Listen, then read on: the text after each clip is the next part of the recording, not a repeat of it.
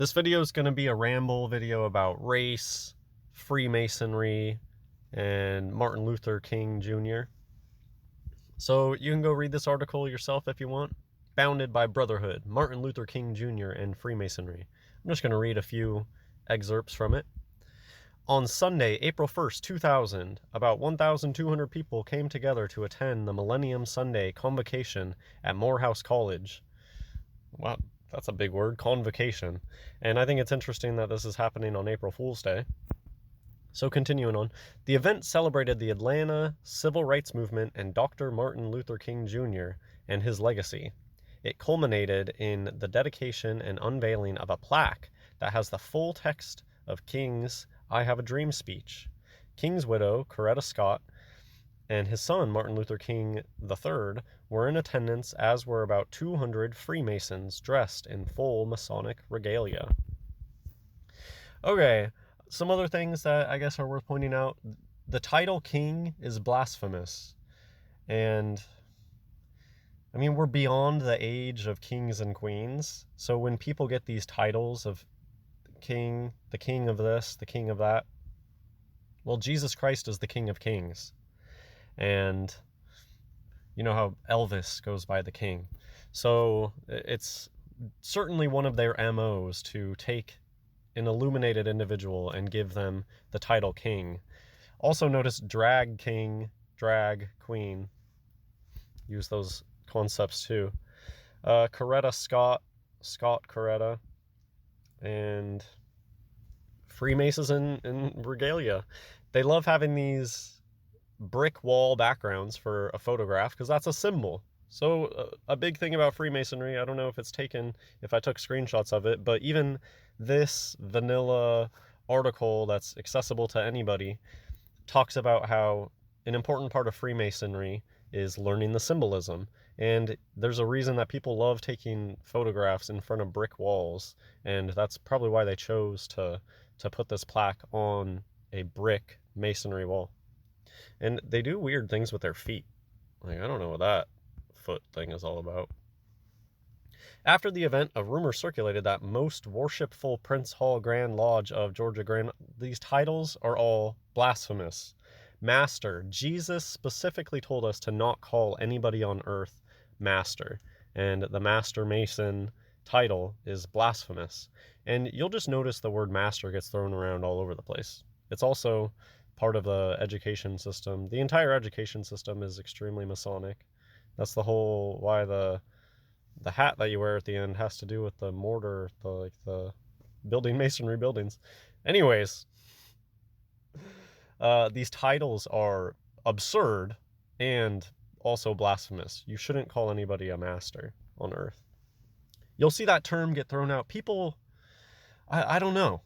Part of me is like, you're just satanic and you know it's not good to call people master, and that's why you go out of your way to call...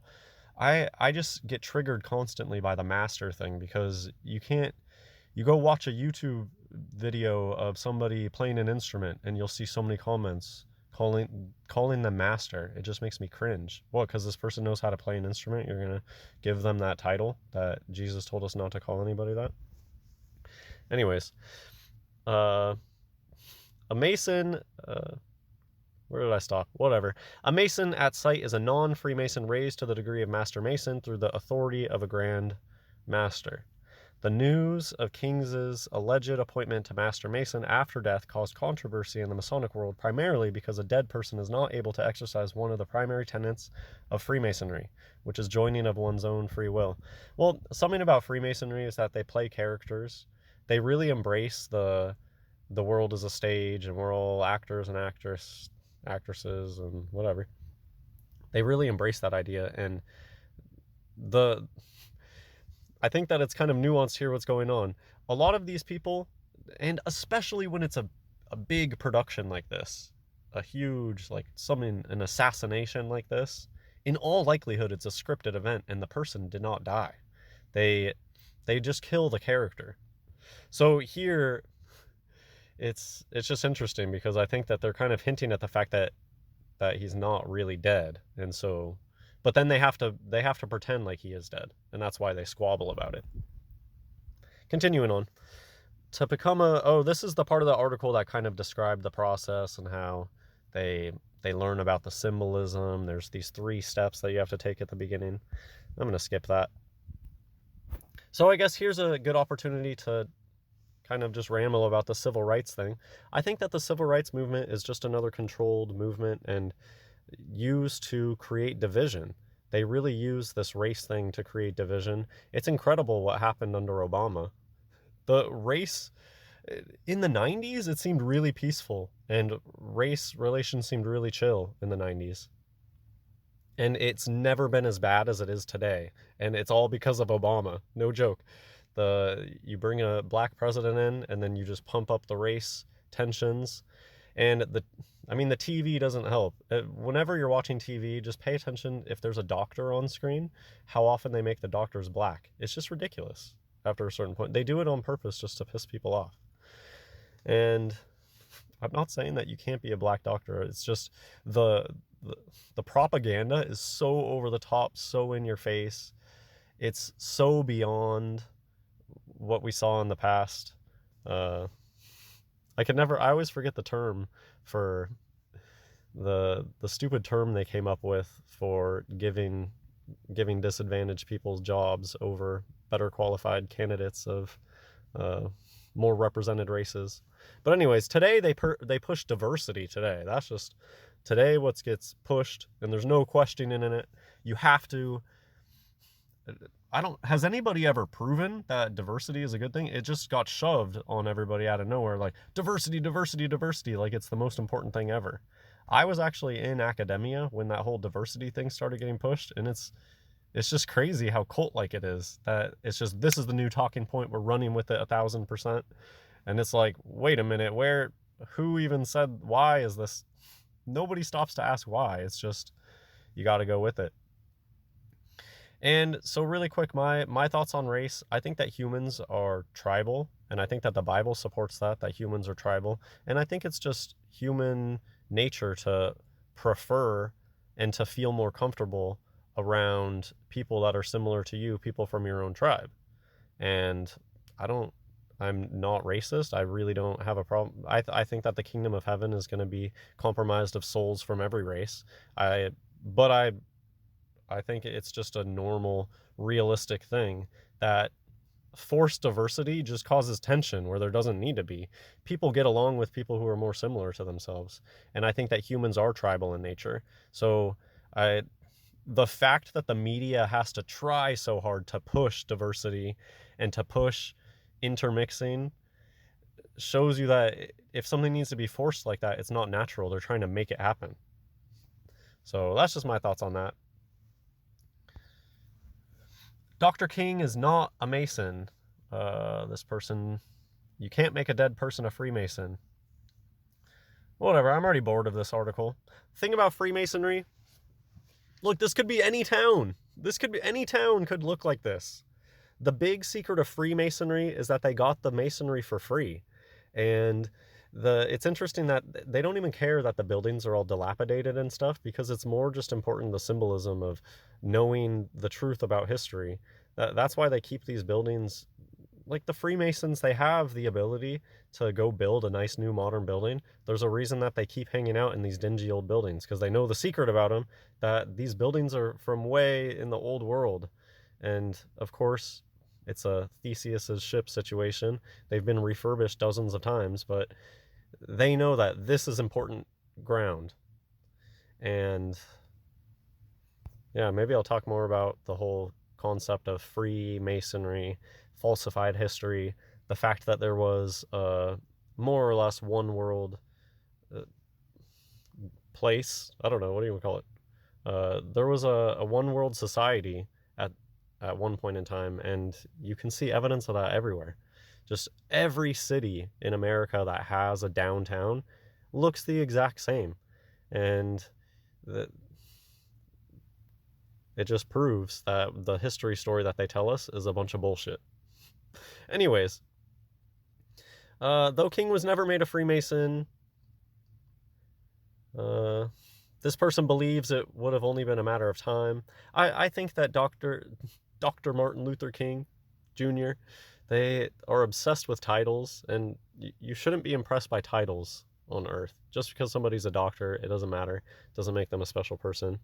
And same thing with the Masonry, those ridiculous titles that they give people.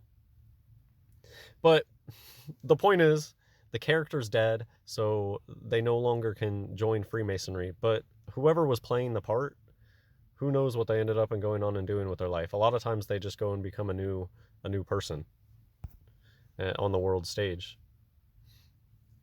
Here's Dr. Martin Luther King Jr. speaking at Prince Hall Masonic Lodge in Columbus, Georgia.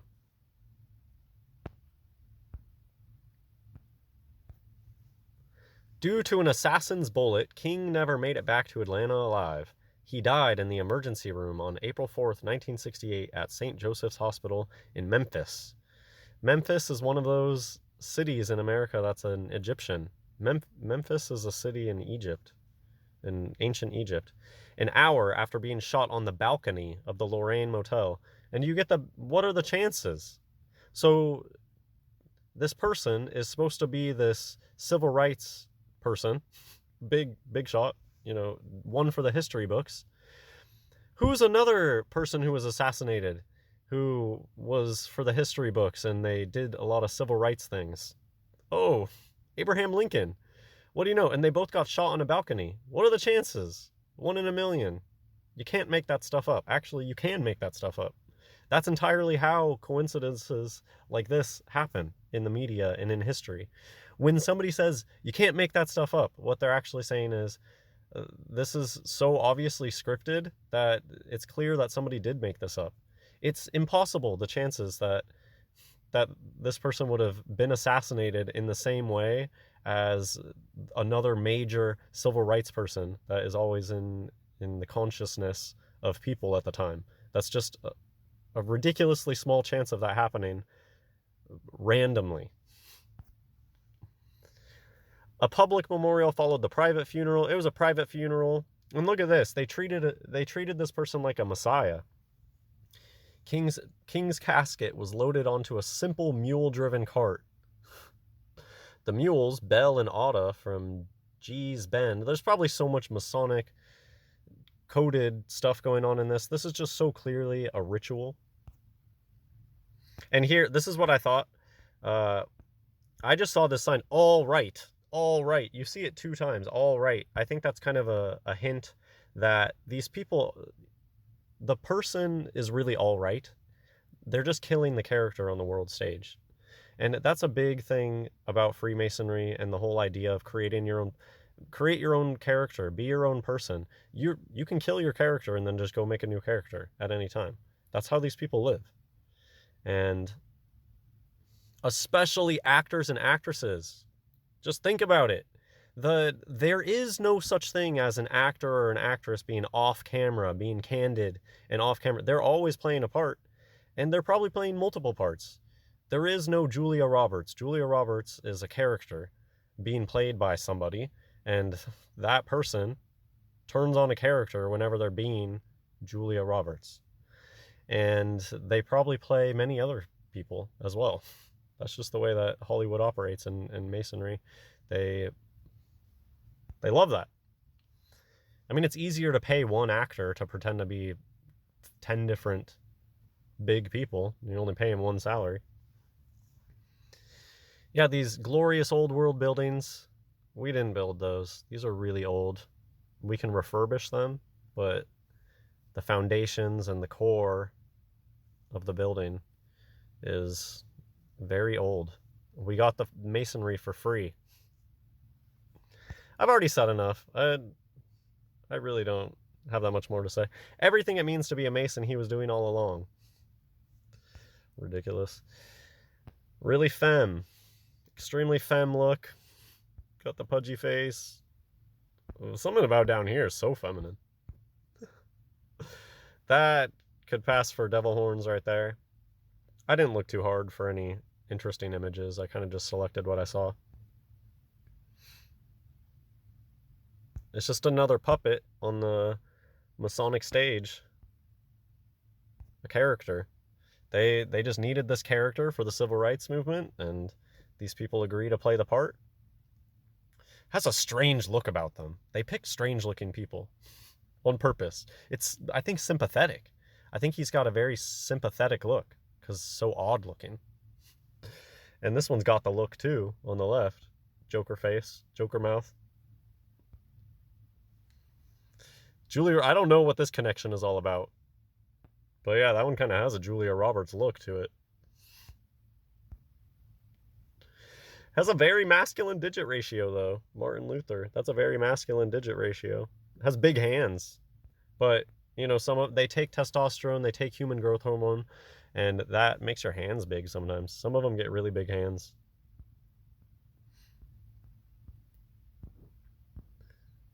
This down here is they like to hold their hands like they're holding a magic wand, but there's no magic wand in their hand. But do you see how it's like a relaxed, that hand position? It's like they could have a magic wand in their hands. That's one of the most common hand signs. They think they play Hogwarts behind the scenes. So femme. And then the wife with that jaw. Okay. This is where you live. People, you get brainwashed to think that women have those chiseled jaws and that men are doughy. And look at the eyes are not set back in the skull at all. The eyes are like popping out of the head. Men have deep eye sockets. That's a masculine skull characteristic. So human anatomy, this person has a female skull. You can tell very readily in the eyes. Those eye sockets are not set back in the skull at all. Who cares what's in their pants? You just have to wake up to it's all about proportions, body proportions, understanding the female skeleton and the male skeleton. This stuff, it's very heavily gatekept, and artists know about this stuff. I mean, you'll see artists purposefully draw the hand signs in there too. But proportions of the human body used to be talked about so much. If you go and you read really old medical literature, they're measuring all of the different bones of the people and talking about the different proportions. And nowadays, you don't talk about that at all. Nowadays, you don't talk about anybody's body. And everybody comes in all shapes and sizes is what gets talked about today, instead of just teaching people about human anatomy, about how like men are supposed to have larger kneecaps. Things like Q angle. Look at the Q angle. The way that the legs angle in there, you get that. I mean, on the left, just look, if you only saw like. Anyways. Q angle is the way the female's legs bend inwards. They angle inwards. But they don't teach about human anatomy in school. They don't want you to know about this stuff. So just look at the shoulders on Martin Luther King Jr. No bone structure. And then compare to this. Sorry, if you've been with me for a while, this is obviously nothing new, but you never know when somebody new is going to stumble on this. Bone structure. Look at that. What is this creature? This is what they tell you is beautiful as a female. What? And then the dainty sloped shoulders. But I mean, dime a dozen. Almost every person born with a penis today looks like this outside. They have female skeletons. Anyways, that's it for this video. Little something different, taking a break from... I've been doing daily Bible videos, so stick around. And I hope you enjoyed this video. God bless everyone.